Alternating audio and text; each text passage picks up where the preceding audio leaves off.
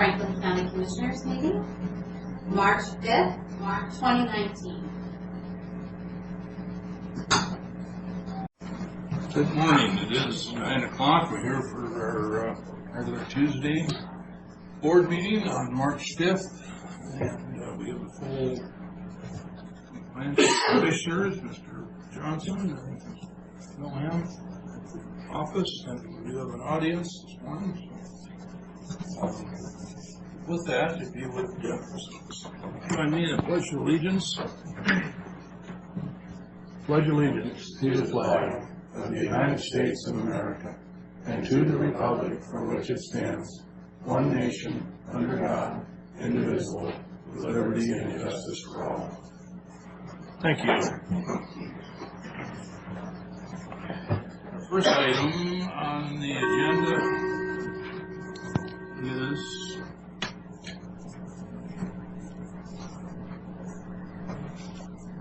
our lobbyist in Olympia. Keep just dialing them in. What's happening? Is there any additions to the minutes? January 29, February 12, and 26. If not, I'll sign them as read.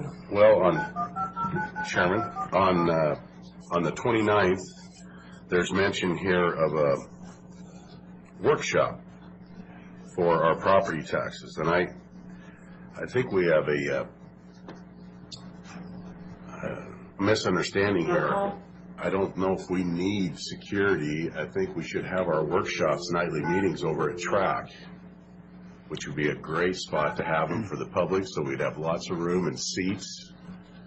Excuse me, Mr. Chairman, respectfully, if we could have this discussion separately. This is about additions, deletions, and corrections to the minutes. I think Commissioner Didier will probably make some very good points. I'm happy to have that conversation. If we could please do it at the appropriate time in the meeting. So then the meetings are not.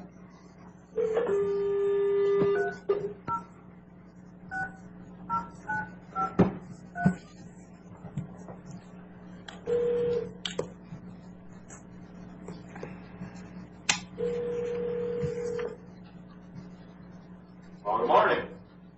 Good morning, gentlemen. This is Keith Johnson from Franklin County. We've got the board and the public here.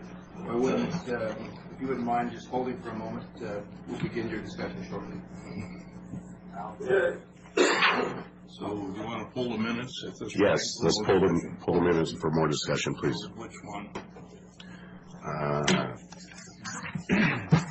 The 29th. I believe there's 3 sets of minutes that were Correct. okay. One of the 3 you requested.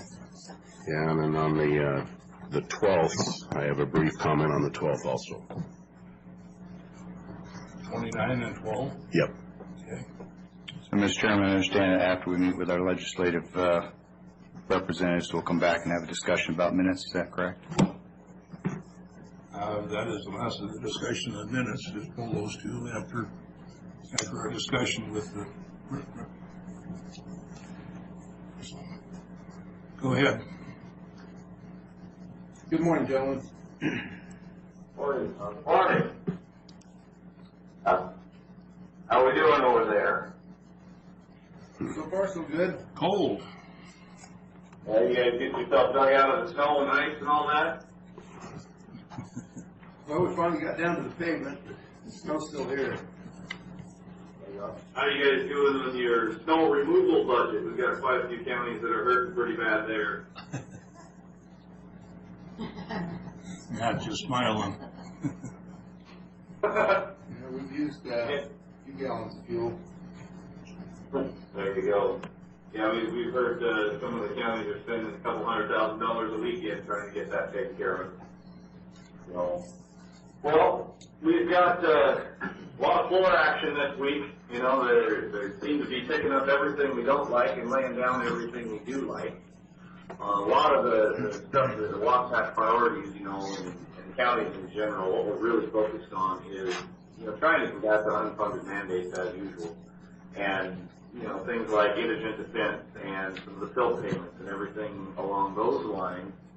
A lot of that stuff seems to have kind of stalled out just because there's not a lot of money to put towards all of it, and it's probably just going to sit in rules in the House of Origin until it gets down to budget time.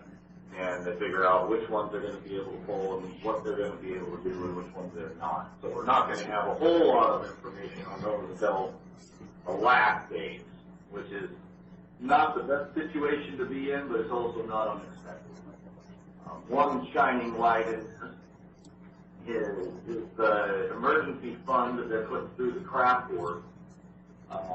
And that would be a revolving fund for, you know, if you have a road emergency, a washout, or a fire, burn down bridge, something like that, you'd be able to access those monies to be able to make your repairs. It's a revolving fund, so it's you know, very, very low interest or no interest money. So that's definitely a positive. It looks like, you know, you guys are usually asked about the firearms legislation. We've got quite a few of the bills actually moving along. You know, none of them necessarily innocuous. We've got 1225 and 5143, which are basically when an officer or a peace officer, police or peace officer responds to a domestic violence, an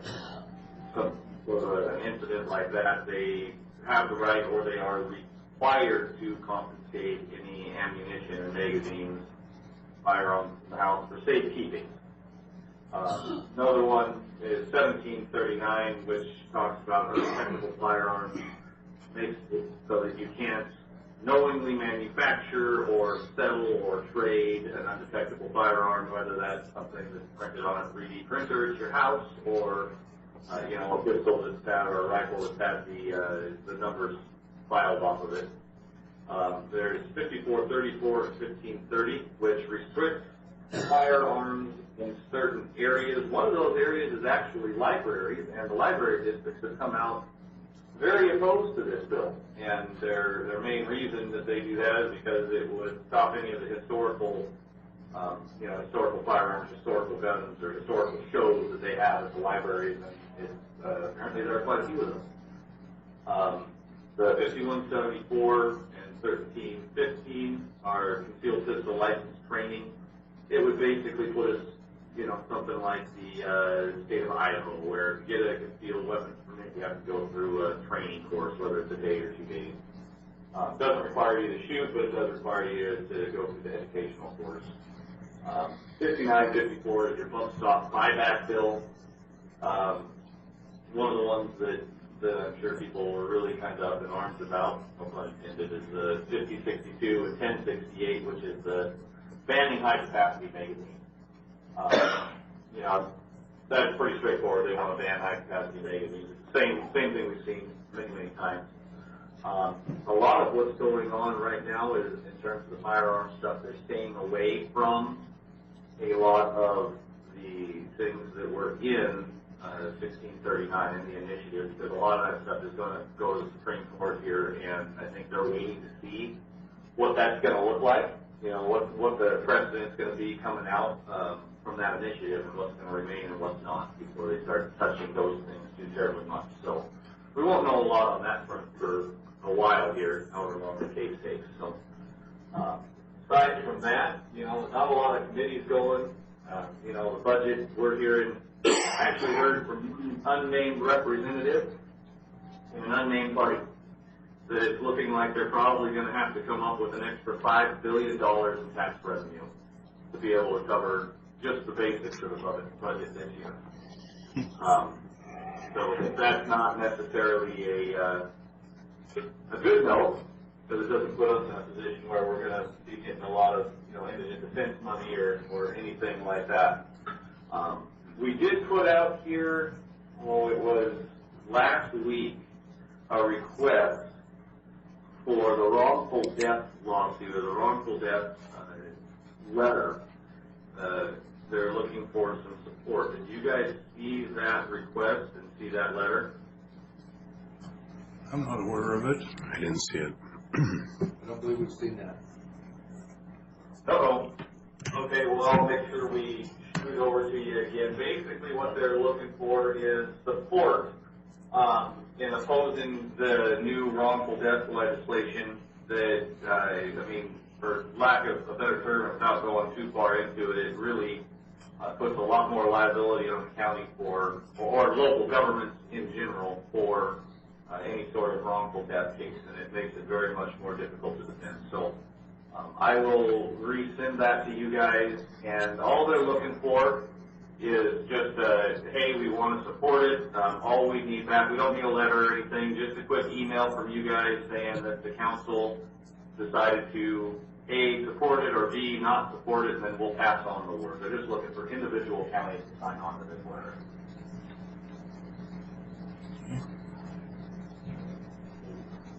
With that, we're on the floor. Like we said, not a whole lot of committees going on this week, just floor action. We're working on all the same things that we've been working on, trying to get it pulled out of rules. But like we said, any of the stuff with the money in it is probably going to go to the very end. Do you guys have any specific questions for us, or comments, clarifications, observations of any sort? Commissioners?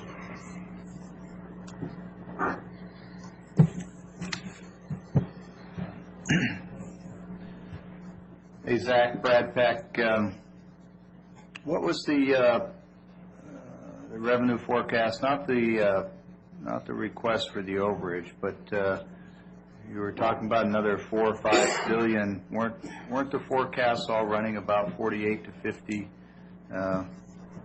over previous year? Yeah, the most money they've ever had.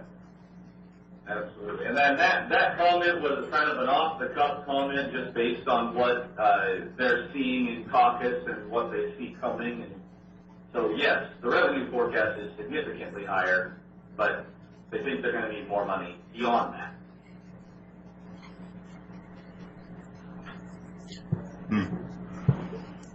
So I'm curious, the B&O taxes for the industries, what are they looking at making up this $5 billion?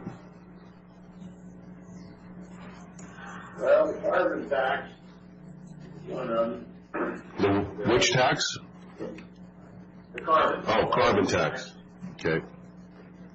And we're looking at the increased gas tax. That's all for the transportation budget. And then I think they're looking at some increases on property tax. They're looking at every tax they can possibly look at. One of the since Governor Inslee has announced his presidential run, he's really been focused on his climate change initiatives and carbon sequestration and things like that. I think now that he's announced that he's running for president, I think that's going to become even more of a push from his side, because that literally is the platform that he's running on. I saw it on the world news this weekend, so I think that we're really going to see a harder push towards that than we have here even in the last year. And of course, that really impacts people out in the rural areas more significantly, specifically on the fuel tax. And the other things they're trying to do along with that is, bring Washington into 100% green energy and raise some more revenue in transportation, which the transportation budget is going to be very interesting where they get the money. But they're starting to tax electrical utilities because they're seeing revenues decrease from the fuel tax. And they're justifying the electrical tax for transportation on the fact that there are more electric cars out there, and that's why they're losing some of the revenue on fuel. So they're drawing some conclusions and some lines here between some very, very shady points. The majority of both chambers is much greater than it's been for a long time. So they converted when we push back. And correct me if I'm wrong, but I did read where the farmers will not be exempt from the carbon tax, correct? Well, I don't know if I've seen anything in writing on that yet. But they're probably not going to want to exempt anybody because they want to tax all they can. That's probably how it's going to look.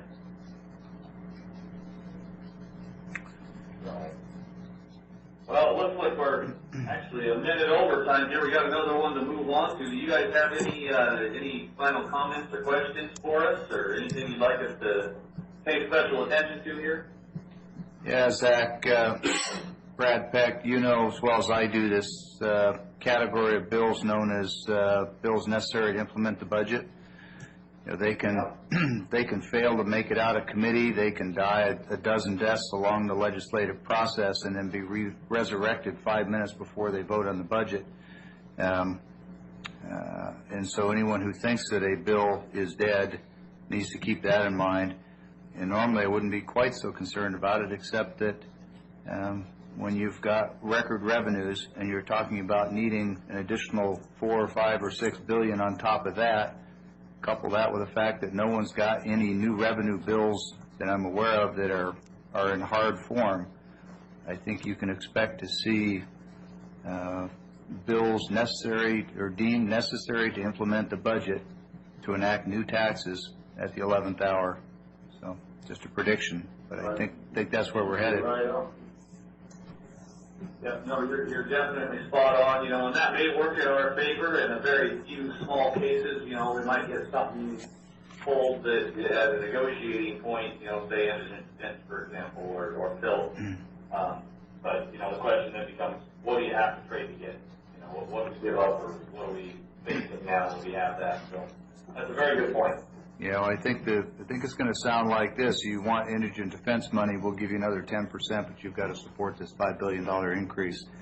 And so, yeah, anyway. All right. Thanks, guys. All right. Thank you, gentlemen. Thank you. Thank you. Have a good day. So, Mr. Chairman, previously we were talking about approval of minutes, and I'd like to clarify my earlier comment, which is simply that the approval of minutes on the agenda is for additions, deletions, corrections. If there's an item of discussion from a previous set of minutes and someone wants to discuss that, we can certainly do that under office business or other administration office business. I was just trying to keep the process consistent and accurate. Okay, was there any additions or corrections to what's written in the minutes? No. Consider them signed then.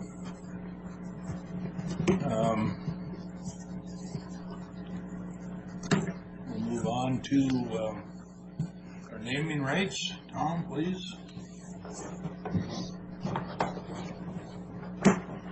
Morning. Good morning. Well, Mr. Chairman, last week we went away with some questions that wanted to be answered. County Administrator and myself met with the CEO of HAPO, and the offer that has been presented, the information that was relayed to me is the offer that has been presented is the offer they want to make. They were not interested in any changes to the offer. They were not interested in any changes to the offer. The offer they've made is the offer they're going to continue to stand. So, Tom, it might be useful for people who weren't here last week if you could just sort of summarize what the questions were that you were asked to get answers to. One of them was essentially, is this their best offer? Is that the one you just answered, or? Yes, I mean, that was really probably the sort of the bottom line? But the bottom line question was, is this the best offer we can get? We met with them, and they relayed to us that this is the best offer that they're going to make. Let me interject.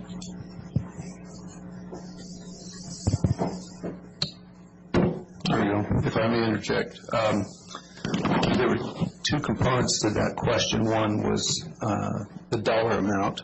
They had proposed essentially $1 million spread over 10 years, or $100,000 per year. There was a question whether that could potentially be increased. They had taken that question earlier to their marketing team, their advertising team, of what they anticipated this being of value to them, and that was the number that they came up with, and felt firmly that within their own budget constraints and advertising dollars that they want to spend, that was consistent with the proposal that they had made, and were not interested in changing it. Secondly, it was suggested that there may be an opportunity to co-brand both the HAPO Center with the existing track. They recognize that, that's a possibility in the theoretical sense, but they felt like that was a dilution of their brand. They are very much in competition with GISA in America and a number of other credit unions that are sponsoring facilities in the Tri-Cities area, and just felt like that was too much of a risk to them to try to dilute their brand, to co-brand the facility as a dual name entity. So they were firm in sticking with the proposal of renaming the facility to the HAPO Center.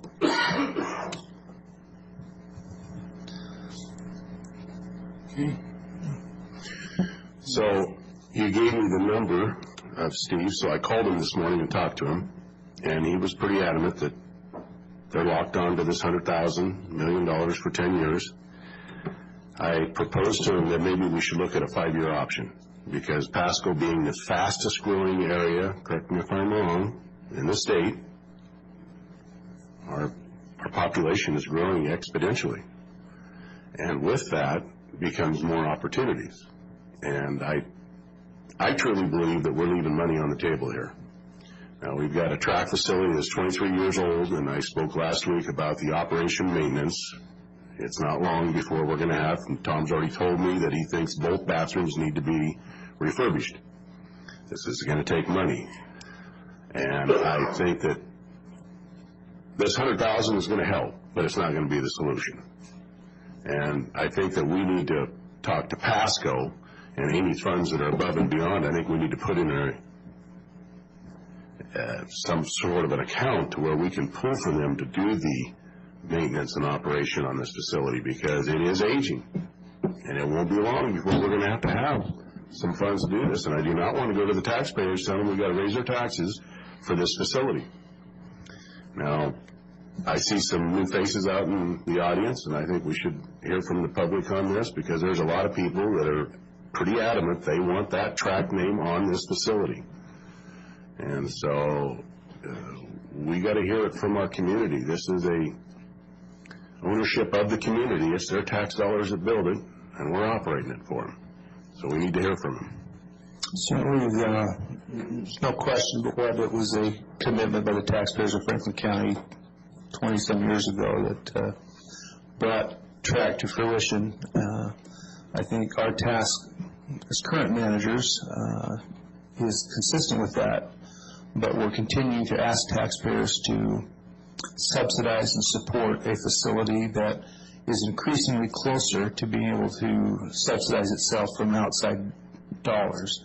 And that's kind of one of the benefits of these modifications that we've made recently, these upgrades we've made to the facility, and as well as recognizing that just about every public facility of its comparable of this size and scope throughout the country has used the naming rights contract as an opportunity to offset some of those current ongoing costs and reduce that burden to the local taxpayers.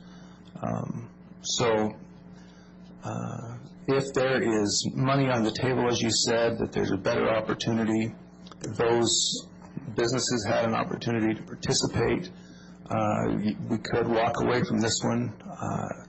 That does not rule out that there's another organization out there that wouldn't be willing to pursue it at some point in the future, but we only had one credible response to this proposal that was sent out last fall.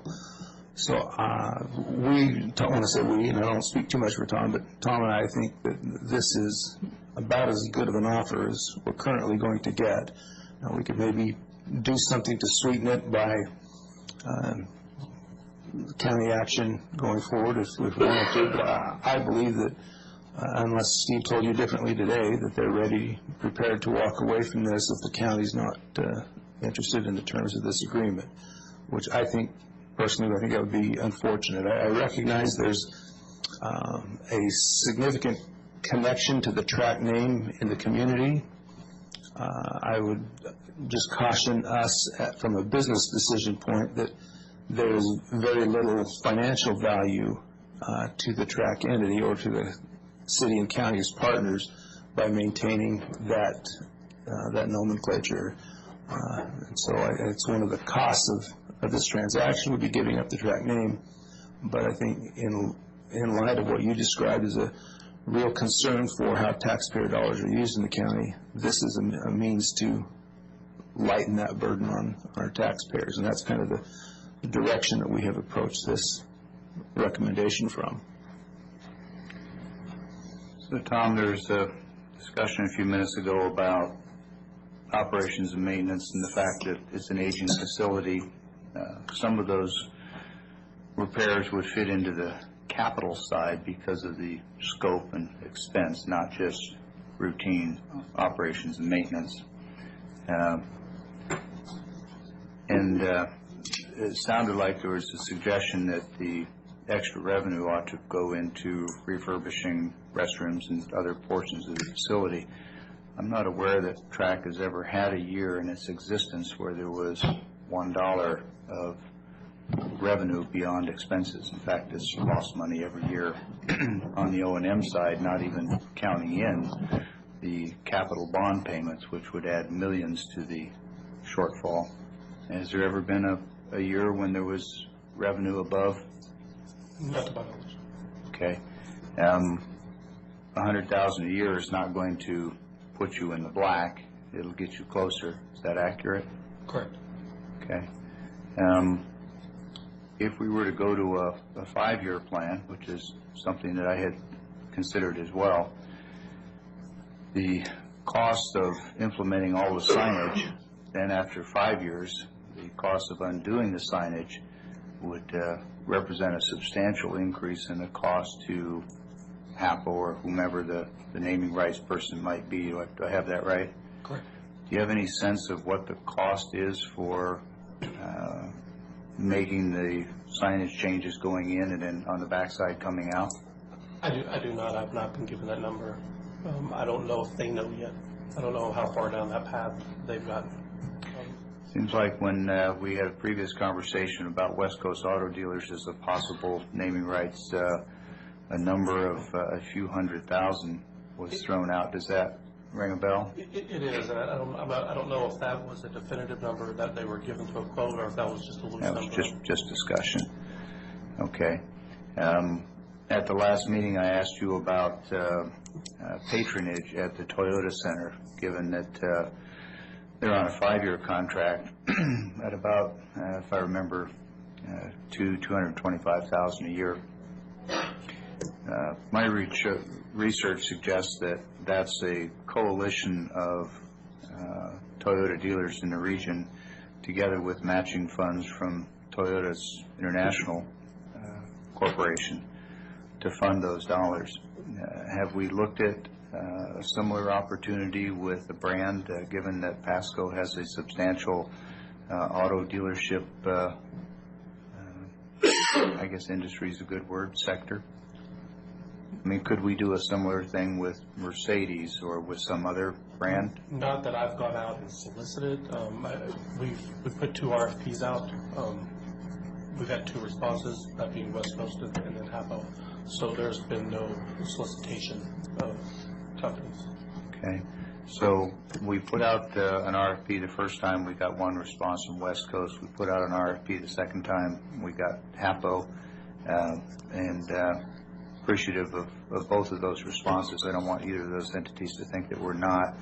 I think Commissioner Didier raises a very fair question, which is, are we leaving money on the table? I don't know how we know the answer to that without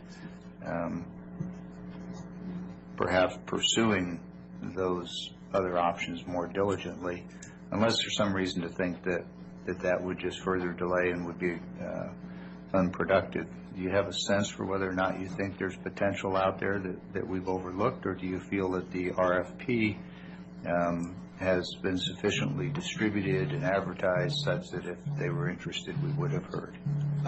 I have to believe that the RFP was adequate. It was advertised in a broad stroke. So all local companies that were interested, they've had 2 opportunities now and have not taken it. So I believe the RFP process is a sound process and was used diligently. And the people that were interested responded, and those who were not, did not. Okay, and I guess the last comment, at least for now, would be that, and this is not perfect, I'll offer that up front, but when I think about the name change and the county's heritage and its legacy as an agricultural county, and I'm reminded that the name is trade, recreation, and agriculture, so it's not just ag, although ag is clearly a very big piece of it. But I wonder if we'd spend $1 million to get the name changed to track if it was something else. And it speaks to the value of the name, and I think it was Thomas Sowell who said there's no absolute answers, only choices or options, or something to that effect. And I think that's where we find ourselves, is that there's no absolutes here. It's just what are the priorities and what are the options. And for a long time, the priority has been to reduce the burden on the taxpayers at that facility. And 100,000 would represent, if I'm doing my math right, your biggest season for revenue, gross and net revenue, is the holiday season with big holiday parties, right? That is correct. Okay, and so if you could add a holiday season to your calendar, that would improve your revenues significantly. That is correct. If you could add 2 of them, that would really improve things. That is correct. These numbers, by my math, represent about 2.5 additional holiday seasons to your revenue package. That is correct. Okay, thanks. So, Tom, if I may, I took the privilege of calling Corwin Ford yesterday. Talked to one of the owners, Mario, and I asked him if they had seen this RFP. Now, it was only in the Franklin County Graphic, as I understand it, and on our website, correct? Correct. Didn't put it in the Tri-City Herald. No, it was in the graphic and the county website. Now, unbeknownst to me, Mario did hear about it. Very much interested.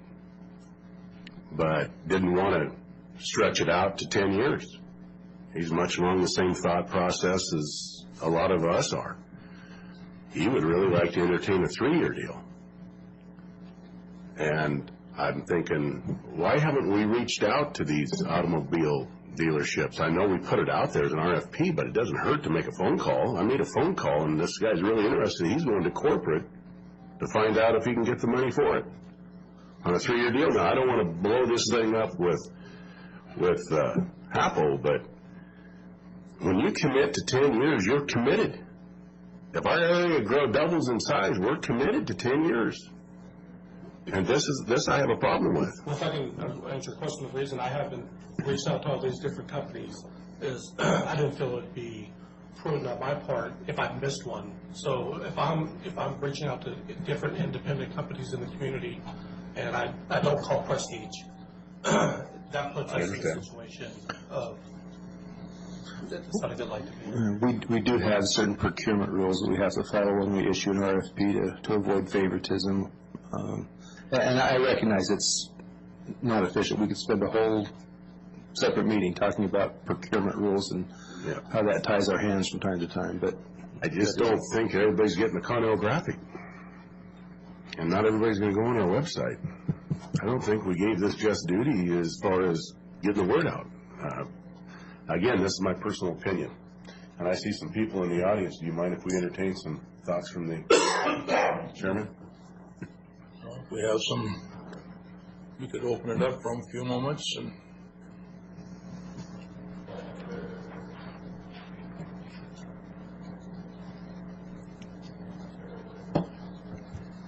well, my name is Alice Didier, and I'm from Eltopia. And I did come to speak on this morning because I strongly feel that 10 years is too long a commitment for the amount of money that's been offered. It's just like Mr. Pack has talked about. He sort of stole some of my thoughts, I guess, but the only way a commitment like that I feel should be made is if there was some option to revisit after 5 years and renegotiate. Because in 10 years, think of what's happened in the last 10 years. It's a long time, and the growth here is very terrific. So, also, a thought ran through my mind about GISA. They own the soccer field and everything over to the west of track. Why wouldn't they be interested in having their name on everything? I know they didn't respond, but I again, when you say Connell Graphic, that's only distributed out in the rural area. I don't understand why it didn't appear in the Tri-City Herald if you were advertising for anyone that was interested. Anyway, that's my comment. Thank you. Just a quick point of clarification. GISA has the naming rights for the stadium. The soccer fields are owned by the city of Pasco, but no, ma'am. They just on the GISA baseball stadium. But your point is equally valid. It doesn't change the validity of what you're saying, and I certainly agree with you. I just wanted to clarify is all.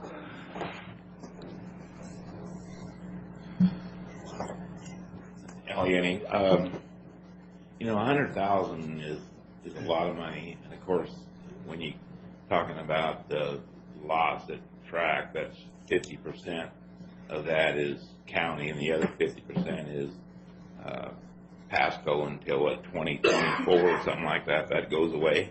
Right. So we're actually, as far as this body, we're talking 50,000, not 100,000. And I can see where I think it's some sort of a negotiation package after 5 years would be wise. And my understanding is when Ranch and Home had the naming rights for arena, that was $35,000 just for the arena. Is HAPO going to eliminate that you won't be able to have naming rights on the arena? The entire complex would be the HAPO Center. What was that again? Sorry. The entire complex would be the HAPO Center. Okay, so in the old days when you got $35,000 for the arena, to me that diminishes that $100,000 for the complete facility.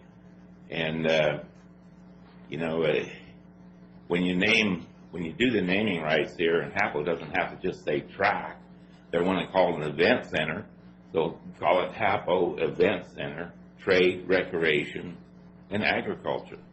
It still ends up being track. It just is written a little different. So I don't see why. I'm surprised that HAPO wouldn't agree to do a little bit of something or name the arena the track arena. Just keep that name in there somewhere that it's a little bit available. And you know, one of the things after last week when I was here, being on the advisory committee for track for several years, and I've been a track supporter for years, there's so many things that happen in the public that you can't fund, you can't get somebody to come in private. Because I'm a firm believer in private enterprise. But there's so many things that happen that you can't do privately. There's no way we could have done our walking path, bicycle path, those things like that. Those cost the city of Pasco a tremendous amount of money, and I don't have those numbers in my head. I never was able to even get them from the city. So you know, there's so many things that happen. It's just like in history. I hate to say it, but I've been here for a long time. Years ago, there was going to be a drag strip in Big Pasco, and that was going to be a county drag strip. But when the Circle Track in West Richland went in, the county pulled out of it because it was going to be private, a drag strip out there, private. It never happened. And we've never had a drag strip.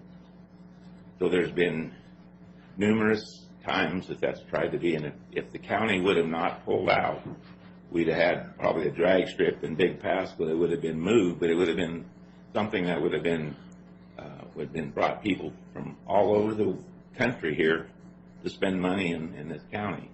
The other thing that I took from last meeting and being on the board again one of the major issues we've had with making track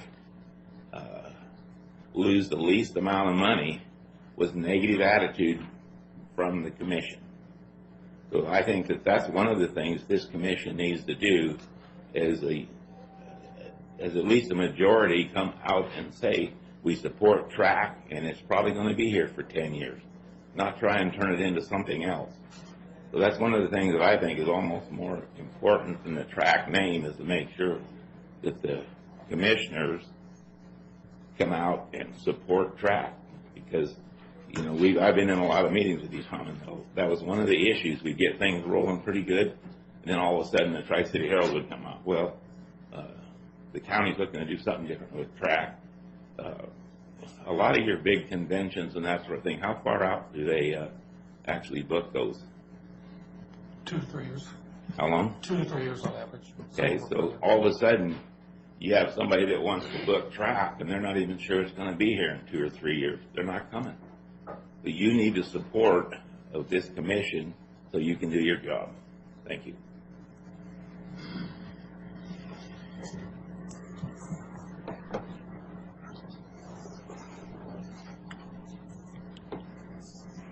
Other thoughts? Just an observation or two. And several years ago, the county had an opportunity from private developers that were interested in purchasing track and relieving the citizens of the bond payment burdens. The proposal was to keep track essentially as it is for its events and recreation. They wanted to turn it into a family recreation facility during the week and an event center on the weekends, and they wanted to use the additional land adjacent to build a water park to go with it. And it's all private money, would have put track back into on the tax rolls, would have relieved a significant annual tax burden on the citizens. And it was, I think, a worthwhile thing to consider that proposal, just like it's a worthwhile thing to consider the proposal that we're seeing today. I will acknowledge that I was under the impression that this had been advertised more widely than the graphic. That concerns me a lot. You know, under state law, the county is required to advertise their business in an official newspaper of the county, and if there's one published in the county by statute, that's it. Even if we wanted to deem the Tri-City Herald as our legal newspaper, that would be counter to the state statutes as I understand them. It doesn't mean, though, that we don't advertise in the Tri-City Herald. In fact, we do, and things like this certainly should. So I want to start by saying I'm very concerned that it was not in the Herald, because that goes directly to the foundation of what was my largest concern about this coming in this morning is, did this RFP get wide enough circulation and consideration that we can have a reasonable assurance that we're not leaving a substantial amount of money on the table? And the fact that it didn't get advertised concerns me pretty significant. I do support the concept of naming rights. I respect and understand the history of the track name, but I also think from a marketing perspective that the additional promotion and name awareness that is driven by a naming rights package will drive additional business. I believe that based on what I see happening in other facilities. There's a reason Safeco Field was named Safeco Field. The revenue of $100,000 a year is not, in the grand scheme, a huge amount of money, but Keith, remind me, what was the dollar value in tax revenue if the county had taken, instead of a 1% increase in the total revenue, we'd taken a 1.5%? Do you recall what that was? Or just what the value of the half was? It was around 40,000, I believe. Right. So there was strong opposition to taking the additional half that we could, because it's additional tax burden on the citizens. And here we have the opportunity to do something that brings 2.5 times the revenue of that. So I think when you look at it in that context, we were very concerned about adding an extra 0.5 point because of the tax burden on the citizens. Well, here's an opportunity to relieve that burden by 2.5 times. So it's a tough one. But my biggest concern right now is that I'm no longer convinced, as I was coming in here, that this got adequate circulation. And like Mr. Didier, I don't want to be misperceived as not being grateful and respectful of the proposal from HAPO. I am. I do appreciate their interest and their support. But I have to say I'm no longer convinced that it got circulated well enough.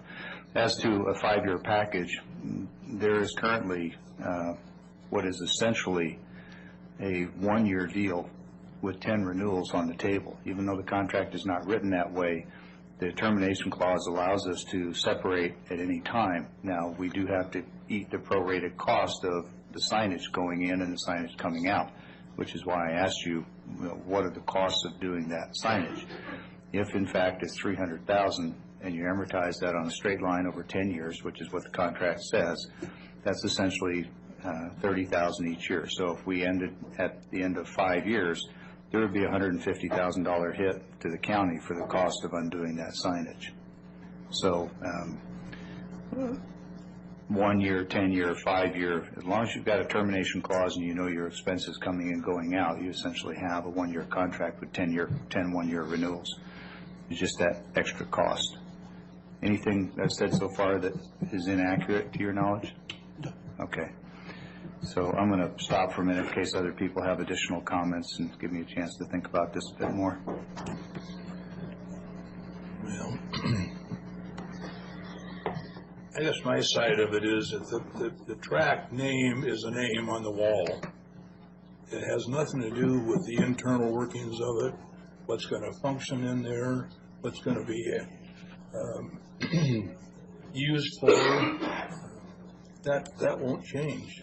Given us a chance to try to break even, take the tax burden off the citizens, and it's like the last time with that organization that wanted to come in. Pretty soon they're gone, and so I'm having a real hard time with not naming it HAPO.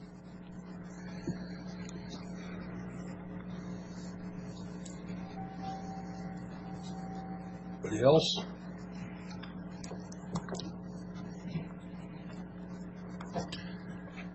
Well, I've said everything that I wanted to say. I think you know where I stand, and I want to make sure that Steve realizes we really appreciate the offer.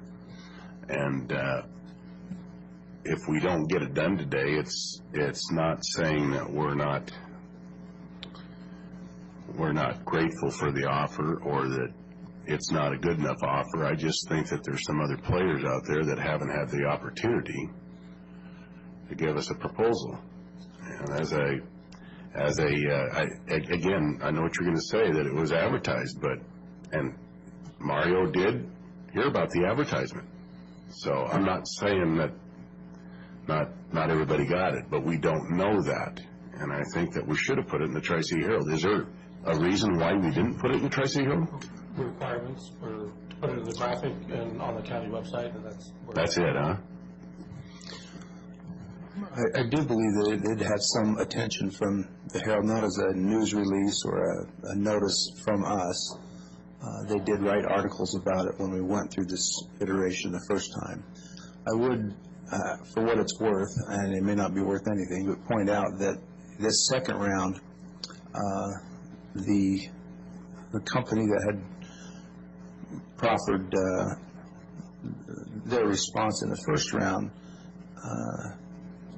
independently rejected an opportunity to respond to the second one. They were frustrated by the county's response the first time around, and The only reason I bring that up is I'm concerned that if we continue to try to go back with new iterations of proposals, we will be weakening rather than strengthening those responses to the I don't think we need to go back and with other proposals, but maybe give it one more week's time to hear back from Corwin.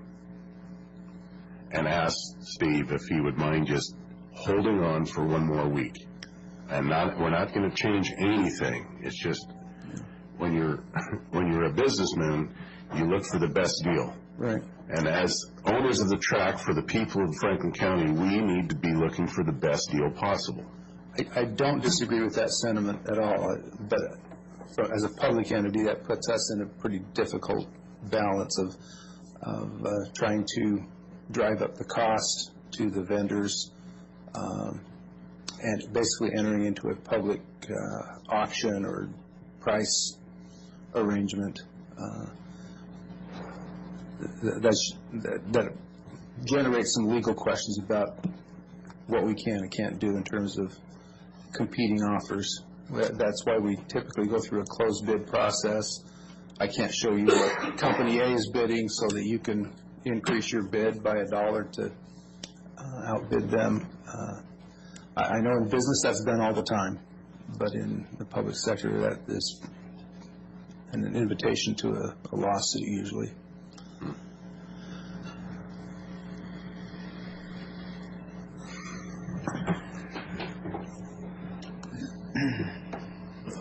Have a resolution in front of us, 2019-067. Everybody's ready to... So, Mr. Chairman, I note probably to her dismay that our legal counsel is sitting in the back corner. And Jen, so I need to ask, are you able to give us a sense of potential liability for the county if we're reaching out, having gone through an RFP process, reaching out to independent businesses with whom we either do or don't have a personal connection, doesn't probably matter. Are we running afoul of the procurement laws? Are we bringing liability and risk on the county by doing that? I understand why you're asking, but I don't feel like I'm comfortable answering that question. Okay, understand.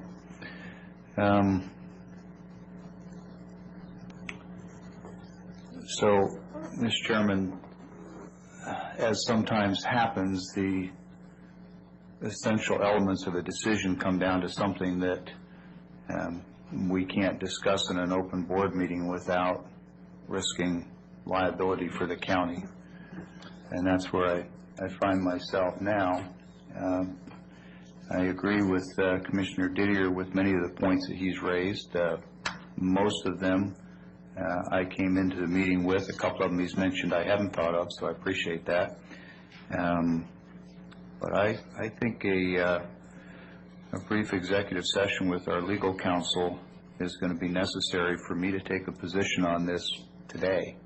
So I would offer that the options are, from where I sit, a brief executive session with legal counsel, after which I think I could offer a vote, or it could be postponed a week to provide us an opportunity to meet with legal counsel. But the proposal, as I understand from Commissioner Didier, is to see if we can lawfully cast a broader net. And it's the lawfully piece that I need to be assured of before I can back that approach. Also, with the statement of our attorney, I think we better hold off a week, let them do some research on it, so it's fresh research, not just off the top of our head.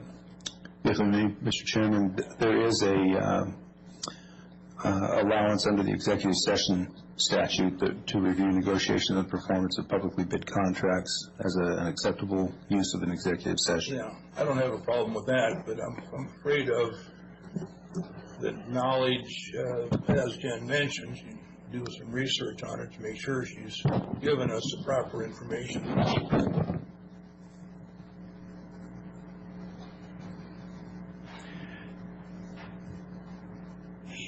So, Jen, not. Give you my opinion on what I know offhand, study is great. If you want a more thorough opinion, study is great for next week. Yeah, Well, I so. think we need to know all there is to know about it, not just. So, Mr. Chairman, I would request an executive session under the appropriate RCW for up to 15 minutes. I think it'll take probably about 10. And at the conclusion of that executive session, I think I'll be able to offer whether or not we need additional time for Ms. Johnson to do further legal research. I appreciate what she's telling us, which is don't put me on the spot and ask me for a comprehensive, detailed legal opinion with 30 seconds notice, and I get that. But part of the executive session is for me to flesh out what additional risk the county might face that I might not be thinking about. That goes directly to the question of how much time does it take to research this and give us a legal opinion. So the executive session would not necessarily lead to immediate action thereafter. It would just give me a much better sense of where we are. And the last thing I want to do is, in an effort to do something positive for TRAC and for the county, is to lead us into litigation because we didn't follow the proper steps. And there's more to it than just where we advertised and who got called. So I think that investment of 10 minutes probably would be well served by all concerned when you hear the questions. Okay. Well, we will move into executive session for up to 10 minutes. And you would read the RCW again, please? Yes, it's RCW 42.30.110, paragraph 1, subparagraph D, review negotiations on publicly bid contracts. Okay.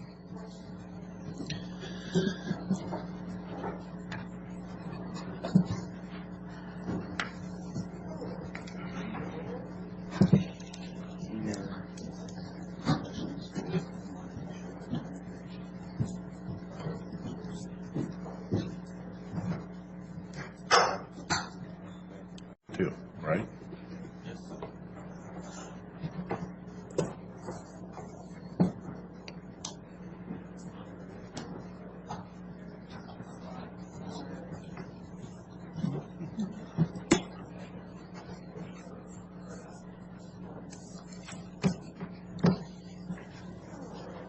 That's the resolution if you want to see it.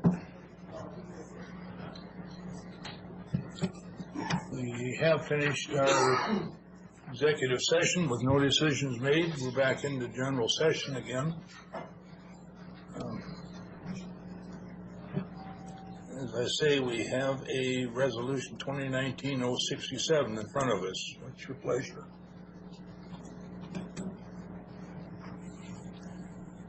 Mr. Chairman, just ask for a couple of minutes here. A couple of us are still reading some related documents.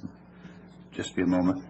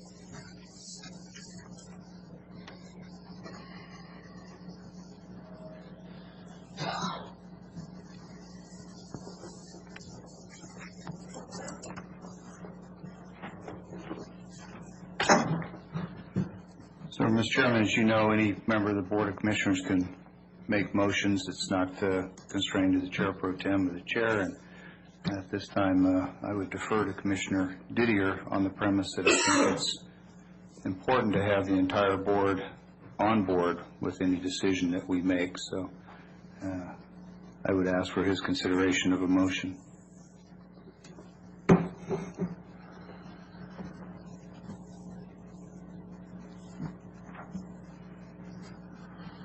Well, I'm still having a very hard time with this, and I realize now that the contract is it's 10 one-year deals, but we're just talking about signage, and we do not know what we're going to be into this to get out of this. We don't know what the sign's going to cost, which HAPO is going to pay for. But if we decline to get out of this, if we decided we want to terminate from this, we got to pay for the sign over a 10-year period. So I think before we get into this contract, we need to know the cost of the sign that HAPO is proposing to put up at the track facility. I think that's the thing that's really got me on the edge right now. I need to know that cost. Tom, would you speak to the various signs that would be changed and the difficulty of knowing that cost? Would be the sign on the building itself. Hold that mic closer to you, Tom. The sign on the building itself, the signage on Road 68 and the freeway. The DOT signs, which I don't know exactly how that would work, because I don't know if they would pay for those, and I don't know if we have to pay to have those turned back into where, track the next exit type sign. But at a minimum, we're speaking to the sign on the building, Road 68, and the freeway. So let's say it's 5 signs. You name 3. Let's say it's 5. And on average, some of those are fairly modest, like the DOT signs. I'm going to guess worst case those are 5,000-10,000, and I'm multiplying by multiples there. I don't think it's anything like that much, but does that sound like a very safe number?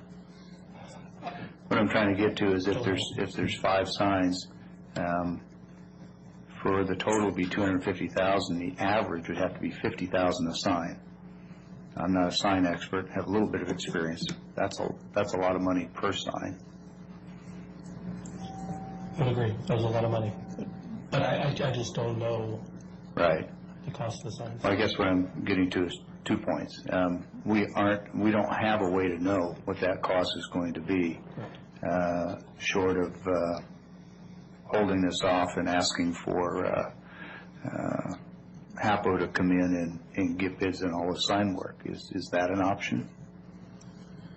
I mean, it's certainly an option to ask them. I don't know if it's an option I don't know if it's something they would want to do to go through that process, maybe.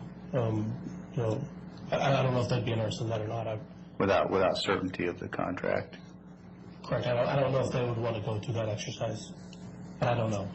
Nor do I want to speak for them, so.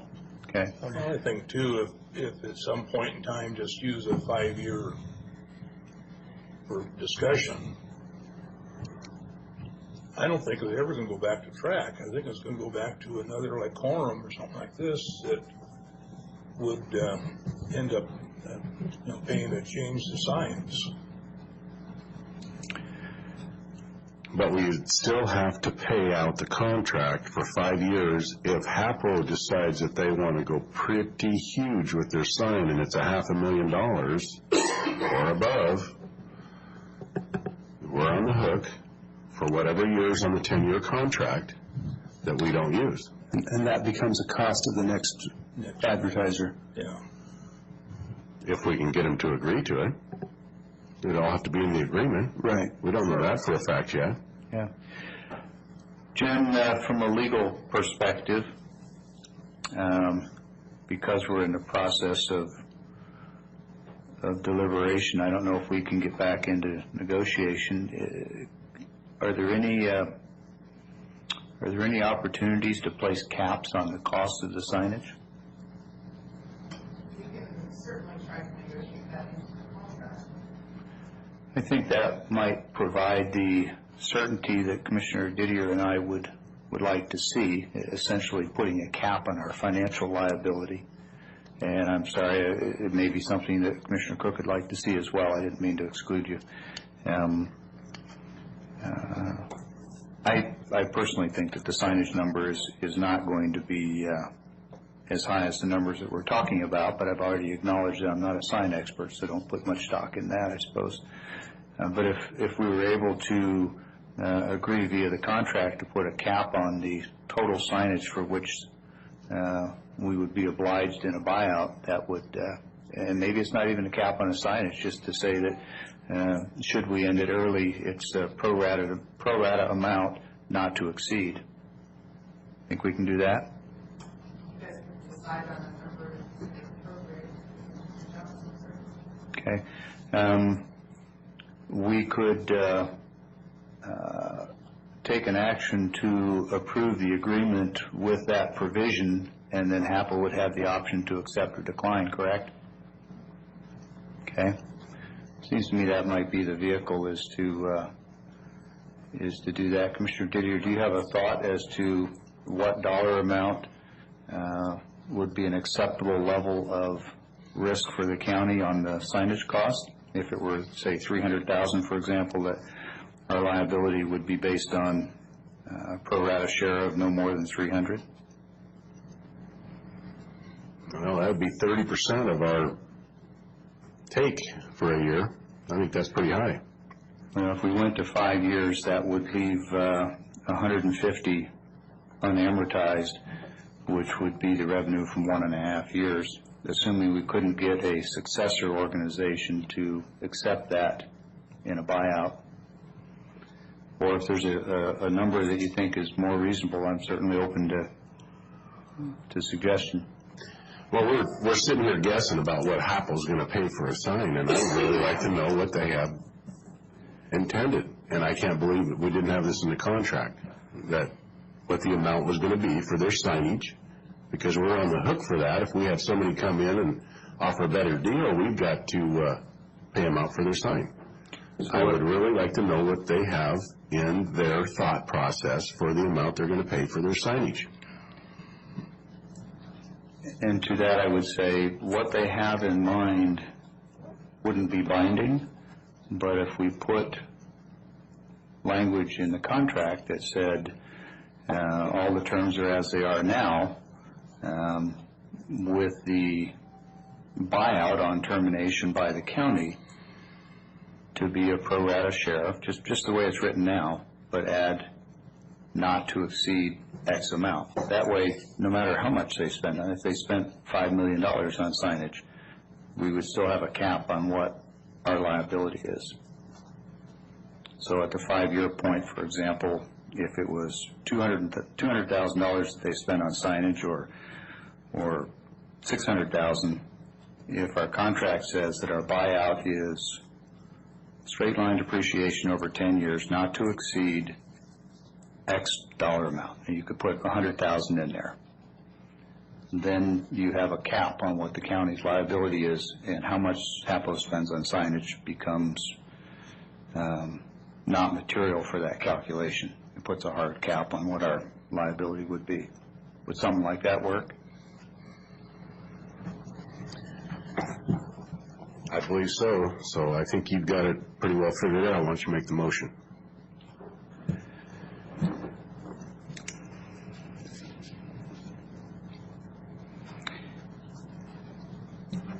It would be necessary to make that motion for me to know what the board feels is an acceptable cap on that buyout obligation. In other words, the payback on signage cost. All they need to know is a number, a not to exceed number. So it has nothing to do with how much they spend on signage, just that if we leave, our buyout is not to exceed X. Chairman? Well, as I said before, I don't think it's going to cost us anything, because if we bail out in 5 years, we're going to have a buyer in there. We aren't going to bail out without having another buyer. And that other buyer is going to have to pay off the subsidy, or payback.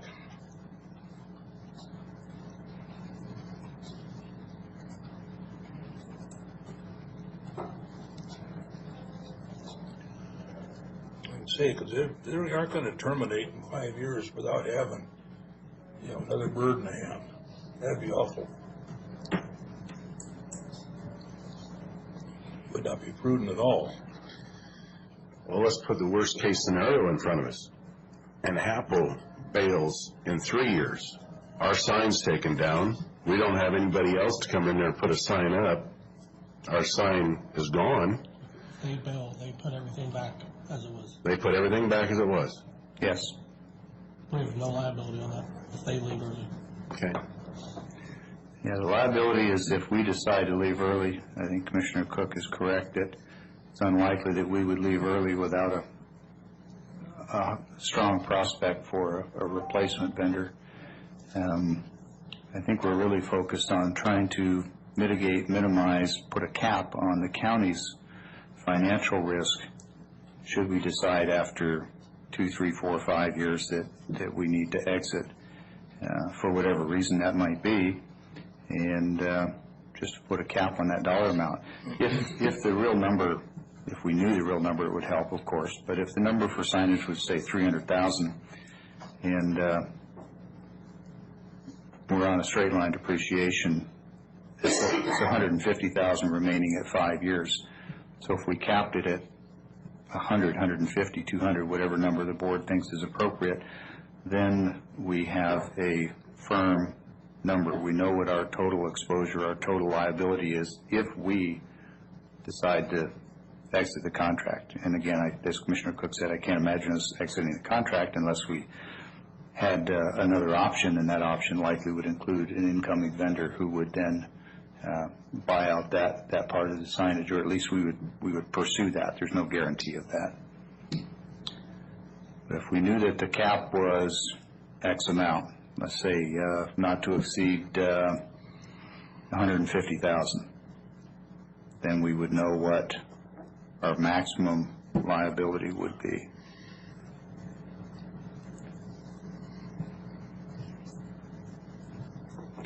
But I don't see utility in making a motion for the resolution without having some certainty on that, and knowing what the number is that the board's comfortable with is essential. I don't see a need for it, so figure a number between you. I think that's a reasonable number, 150,000. Okay. Well, Mr. Chairman, with that input from Commissioner Didier, and thank you for that, move to approve Resolution 2019-067, which is entitled Naming Rights Agreement between Franklin County and Hapo Community Credit Union for the Track Center effective March 1, 2019 through May 31st, 2029, not as presented, but as presented with the following change to the language of the agreement. And we will defer to legal counsel to add the precise words, but with respect to the cost to the county for reimbursement to the vendor, HAPO, should we exit the contract before its full term, to compensate them for the pro rata share of cost of signage work, and that amount stipulated is not to exceed $150,000 cost to the county in total.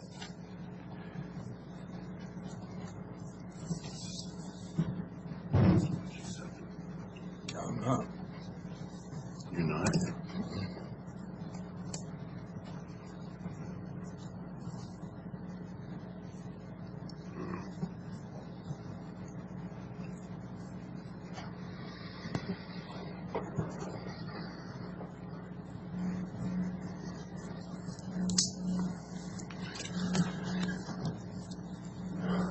We have a motion on the table. Mr. Chairman, you could second this motion if you so choose. I could. So do you find a problem with this agreement? I've stated what my problem is with it. I'm afraid we're gonna keep knocking back and forth and lose the whole works. And as I said before, I think if we have a vendor come in 5 years, you're gonna know up front that you're gonna have to pay off the buyback. So, Mr. Chairman, if there is no second, then the motion would die for lack of a second. At this point, if there is no second,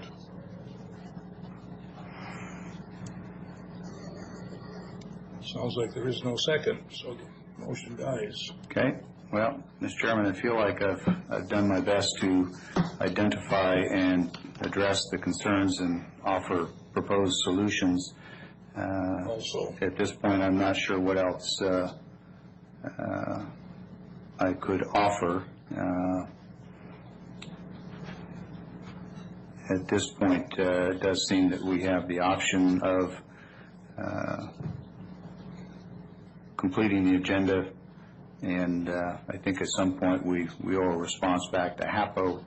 We could table this for another time. We could bump it to next week's agenda. But like I say, I've offered what I think are the reasonable solutions, and so I would defer to the chair as to how you want to handle this administratively going forward. you know, I would like to take, and if you are pushing on that number, have Tom and Keith talk to Steve about that cap number on it, bring it back as a resolution with that in it. This kind of a two-part deal. I'm not against signing the resolution, but I am against putting a cap on it, not knowing that the next buyer, if we bail out, the next buyer is going to pay it off anyway. So, Mr. Chairman, just for clarification, you said have them talk with HAPO, work on the resolution, bring it back with that language in the resolution.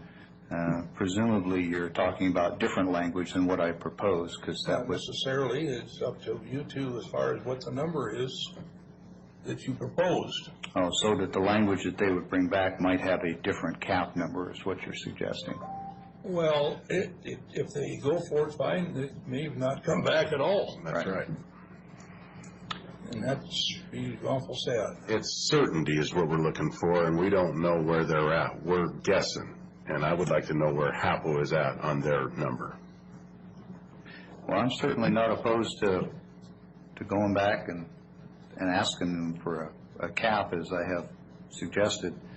And if that delays the process a little longer, that doesn't pose a problem for me. So, but I do think that a cap, as I suggested, is the vehicle to get us across the line if that's where we want to be.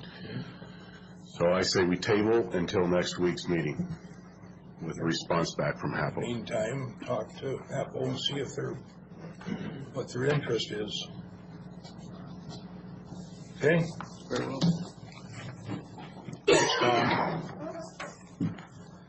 At this point, it's Page for this.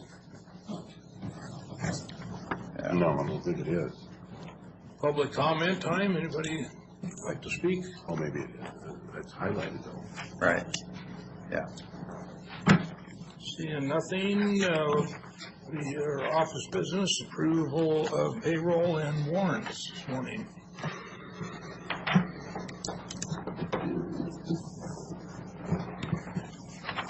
Okay, Mr. Chairman, starting with fund expenditures, move for approval of fund expenditures in a total amount of $657,218.93 as presented. Note for the record, this has been reviewed and signed off by the county administrator and 2 representatives of the county auditor's office. Second. All in favor? Aye. Aye.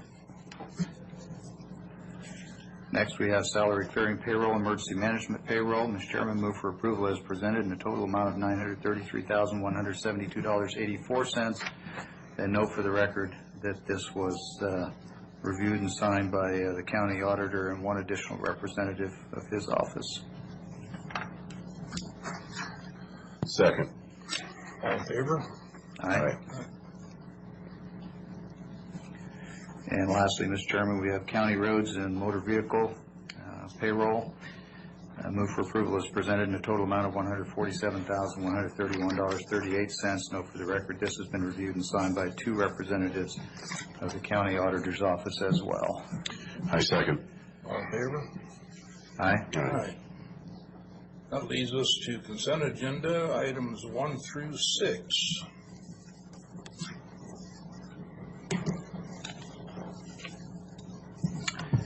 And, Mr. Chairman, move for approval of consent agenda with 6 items as presented. I second with discussion on number 1, 2, 4, and 6. Discussion? Mr. Chairman, on consent agenda number 1, we have before us here a interagency agreement between Franklin County and the State of Washington Elections Division for providing the State of Washington with a reviewer for translated Spanish language materials. Its revenue rate for services is 20 cents per word, not to exceed 25,000. And I believe this is the individual that I've been pressing for a grade 14 grade, and I think that I'm going to keep saying this, to keep her in that office and to keep this source of income coming into our county and to keep us out of the lawsuits. We really need to really look hard and get it proposed to get her to a 14 grade right now, as soon as we can, because this is bringing money into our courthouse. So noted. On item 2, this is Public Works, and I noticed that Matt Mahoney is in the room. We've got equipment, these are surplus items for sale, is the WY 2022 CAT model 950 snow plow. Is that just a plow, or is that a truck and a plow? That's actually just the plow. Just the plow. Correct. Okay, and the same is true with the next 2 that are listed, they're just plows? That's correct. These are the old plows that won't even hook up to our trucks anymore. Yeah, and of course, we reach out to other agencies, and no other agencies have these for. Okay. And then the sand spreader is the old boxes. We've got the new quick attach boxes that you can switch out, so they wouldn't even be utilized right now. And because I know we've got many road problems out there and a lot of things. This is one of our older ones that we've actually taken all the mechanical parts from it and have utilized that. And Okay. the upkeep of our current sounds good. Okay, just checking on that. On number 4, at-risk pool, and this is with Ms. Johnson. Just a couple things here I was looking through, and I got a few of them answered, that we don't have any parks and recs and stuff like that, but under the track facility, it says, "Our first aid facilities maintained and uses documented." And it says no. Is that because we don't have any first aid over there at the track facility? That would be a question for the track facility. This assessment was sent out to each division that would answer this question. Oh, I don't have any. okay. Because I'm just curious with events that we have over there, I would think we would have a first aid facility maintained. And I think that's a question we need to look into. And then it says, does your county operate a sewage treatment plant? Now, is that sewage treatment plant out on Foster Wells, is that the cities or is that our counties? It's not sewage treatment, that's a gray water facility. And the sewage treatment facility I'm aware of is operated by the city. Okay, so it says sewage treatment. So is the one out on Foster Wells, is that county or is that city? The gray water? It's city. It is city, okay. And it's gray wastewater from the processing plant. Yeah. Okay, well, thank you for that, because I am new at this game, I'm learning. Just questions. Good question. Are employees trained to administer Narcan? Is there a county-operated needle exchange program? And it says no, and I was informed today that it is not us. We provided the building, they're still in the building, they're going to be out of the building, I believe, or are they already out of the building? I don't know. Now they're almost out. They apparently moved to town. I think the hospital problem over there. Oh, I heard about it. Yeah. We were never running that I know. program. We just provided the building. Actually, our public health department provided part of their building that we're leasing to them. Okay. And I believe that's that on that item, and then I had number 6, the veterans. And I don't see Kyle in here today. Oh, there we go. Okay, on this person that's requesting help, she's behind on her rent, and it states in here that she is, per Franklin County Veterans Assistance Fund policies and procedures. There was something in here about her, oh, it's on the second page, about her food stamps, that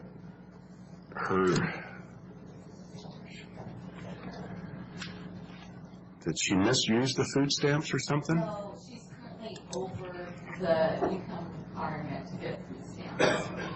So what happened? She's over the income requirement? That's why we're here. Yes. So she gets Social Security, and her debit card, there was fraudulent charges on her debit card. And so the Social Security goes in on the same account. So she was behind on her rent, and she's going to be, it's going to be coming back, but right now everything was frozen, and she was in the process of getting it out. And so what we do is we do this waiver request. The VSO, which is the Veteran Service Officer, signs off on it. Mm-hmm. And then we come before you, and you guys have the authority to say, you approve it or don't approve it. So how fast will she get these funds when we approve it? Will it be immediate? If you approve it, yes, I will go back and request a voucher, and then it's up to the. Does the funds go to her directly, or will the funds go to the leaser of the We property? always pay the landlord. The rent. You do pay the landlord? Yes, we don't pay her at all. Fantastic. Okay, that's good stuff. That was my questions there. And is she able to get around? Does she have a vehicle, or do you know that much about her? I mean, I don't.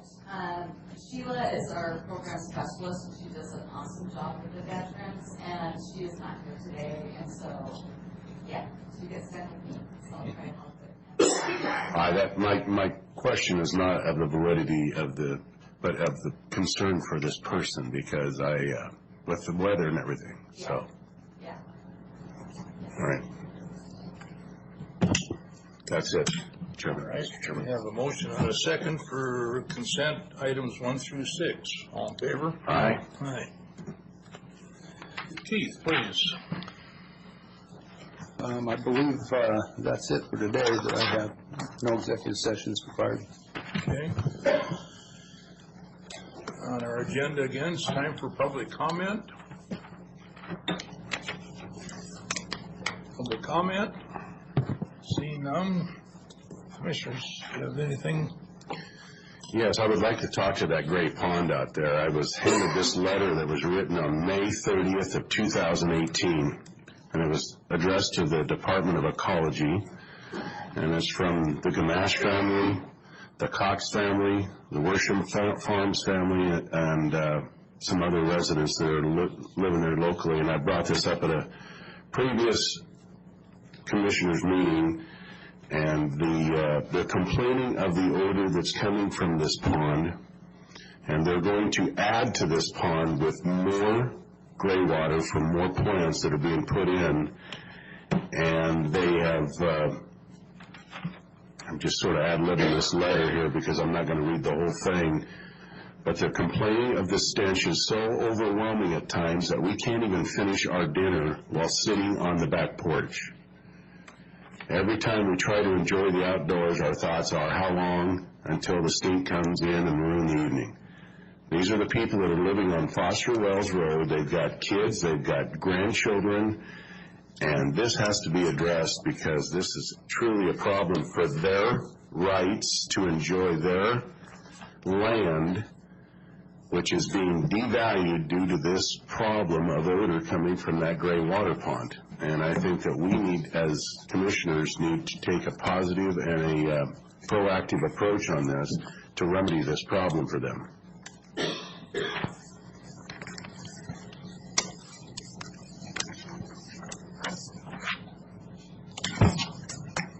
Was that, who's that letter addressed to? It should have been addressed to the city. Department of Ecology.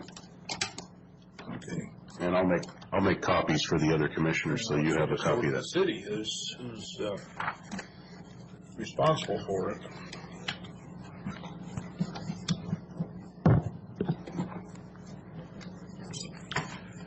So, Mr. Chairman, just to add to the conversation, I did have a discussion with the city manager of Pasco between now and when Commissioner Didier previously brought this up, and as well as a couple of local business people who were involved in the original spray pond program.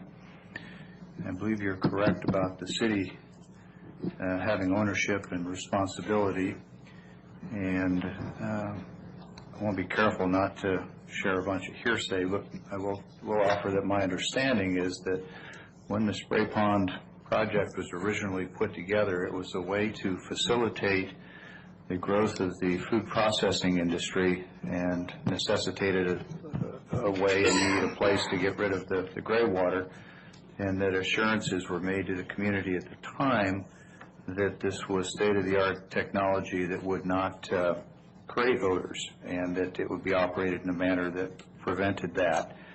And one of the local business individuals suggested to me that the facility has been run at a volume well in excess of its design capability, and that's what, in his view, was creating the aroma issues.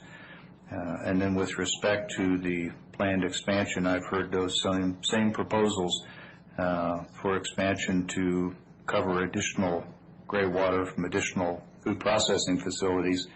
And while I want to stop short of sounding like I'm telling the city what to do, I'd certainly be grateful if the city would take up the issue to, one, correct the existing problem, and two, make sure that any additional plants are designed and executed in a way that we can not just mitigate but eliminate the odor out there. If you've done as I have, and I'm sure Commissioners Didier and Cook have, you drive out there on an evening when it's operating, and I can't imagine living next to it, frankly. And in Richland, they have a similar plant, and what they've done is they put a dome over it, and it's eliminated the odor. So it's going to be a cost to somebody, but it shouldn't be to the landowners. And then along the lines of the letter that we got that is being put forth for the drawdown on Lower Granite, in the Capital Press, it says long haul shortage. Truckers shortage gains traction as more retirements, growing demand, and tighter regs put brakes on industry. Now we're looking at a trucking industry that is going to be suppressed, and a drawdown on the Lower Granite. There's more trucks. So what the heck? How are we going to get our products down the Gorge? I mean, this should be added into the letter. This is from the Capital Press, and this is from the last March 1st edition, and it's telltale about what kind of dilemma we're going to be in if we allow them to draw down that pool of water and the barge traffic that won't be able to occur. We have to Thank you. that, Reverend Janelle. Anything further, Commissioners? Hearing none, we are adjourned.